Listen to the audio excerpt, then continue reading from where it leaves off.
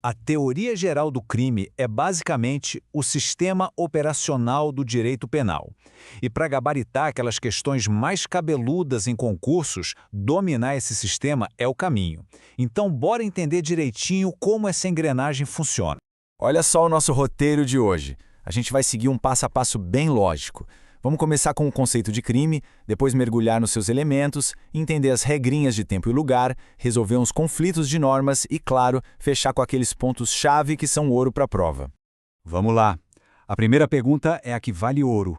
Quando a gente olha para um fato, como é que se define de um jeito metódico, sem chance de erro, se aquilo é um crime ou não? É exatamente isso que a banca do seu concurso quer saber. E a resposta para isso está numa estrutura de 3 pilares. O fato precisa ser típico, ilícito e culpável. Essa é a famosa teoria tripartite. Guarda isso. Essa é a regra no Brasil e o que a imensa maioria das bancas espera como resposta. Se faltar umzinho desses 3 elementos, não há crime. Simples assim. Ok, então vamos começar a detalhar essa estrutura, começando pelo conceito analítico de crime e as teorias que tentam dar conta dele.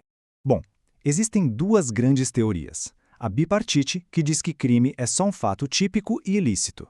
Para ela, a culpabilidade seria só um degrau para se aplicar à pena. Mas a teoria que precisa estar na ponta da língua para a prova é a tripartite, essa aqui da direita. Para ela, a culpabilidade faz parte do crime, é um elemento essencial. Sem culpabilidade, o fato pode até ser típico e ilícito, mas no final das contas não vai ser considerado crime. Agora a gente vai desmontar o primeiro pilar, o fato típico. É aqui que a análise começa. E olha, é onde se concentra a maior parte das questões.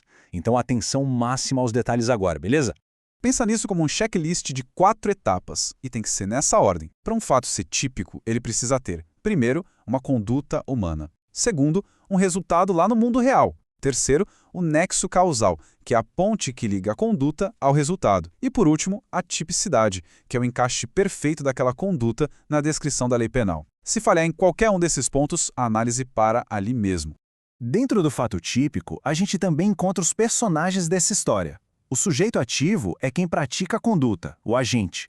O sujeito passivo é a vítima, quem sofre. E aí temos os objetos. O objeto jurídico é o bem que a lei protege, como a vida ou o patrimônio. Já o objeto material é a pessoa ou a coisa que sofre a ação na prática, tipo o corpo da vítima num homicídio. Agora vamos para um ponto que é um clássico de prova e que gera uma confusão danada. Como é que a gente define o tempo e o lugar exatos de um crime? As regras são diferentes para cada um e é aí que mora o perigo. E aqui está o pulo do gato. Para o tempo do crime, o Código Penal adotou a teoria da atividade. O que isso quer dizer? O crime acontece no momento da ação ou da omissão, não importa quando o resultado apareceu. Já para o lugar do crime, a teoria é outra, é a da ubiquidade, que também chamam de mista. Ou seja, o crime é considerado praticado tanto no local da ação quanto no local do resultado. Para fixar isso de uma vez por todas e nunca mais cair em pegadinha, aqui vai o bizu. Luta. Para o lugar do crime, teoria da ubiquidade. Para o tempo do crime, teoria da atividade. Simples. Luta.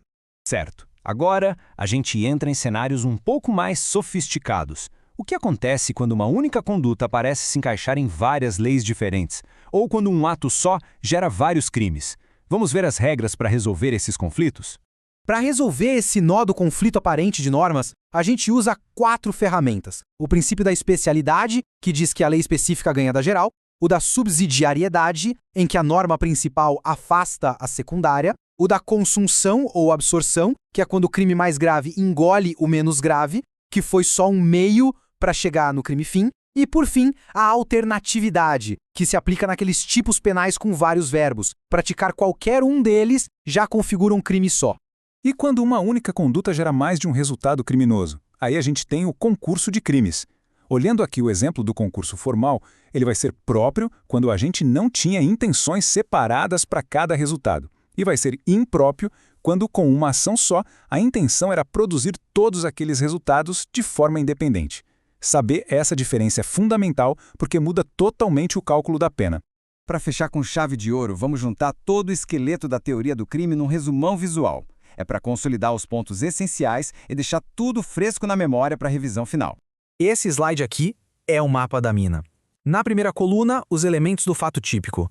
Checou todos? Ok. A gente passa para a segunda coluna, a da ilicitude, para ver se não tem nenhuma causa que exclua o crime, tipo uma legítima defesa. Se o fato continuar sendo típico e ilícito, aí sim a gente chega na terceira e última coluna, para analisar a culpabilidade e seus elementos. A análise do crime é uma escadinha, sempre nessas 3 etapas, sempre nessa ordem. E só para martelar de vez aquele ponto que salva na hora da prova, luta. L, lugar. U, ubiquidade. Tempo, atividade. Não tem como errar mais. Essa, então, é a estrutura lógica da teoria geral do crime. Entender isso não é só decorar um monte de conceito, é ter um método, uma forma de raciocinar para analisar qualquer caso que apareça na prova. A questão final não é se o conteúdo foi visto, mas se essa forma de pensar foi internalizada. É isso que vai garantir os pontos na hora H.